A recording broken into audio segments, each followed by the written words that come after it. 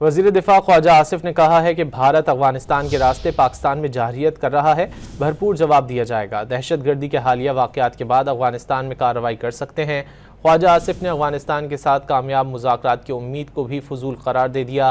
अफगान तालिबान की पनाह में रहने वाले बार बार पाकिस्तान पर हमला कर रहे हैं। वाना कैडेट कॉलेज में अल्लाह की मेहरबानी से पाक फौज ने कैडेट्स को बचाया। किसी को गलत फहमी नहीं होनी चाहिए। पड़ोसी मुल्क का दुश्मनों वाला रवैया सामने आ चुका है।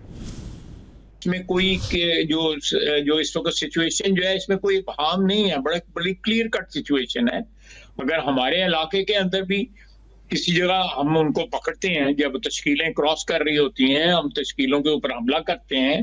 बाज़ औक़ात इन हॉट परसूट जो है हम अफ़गान टेरिटरी के अंदर भी फिजिकली भी और एरियल भी जो है हम रिटेलिएट करते हैं।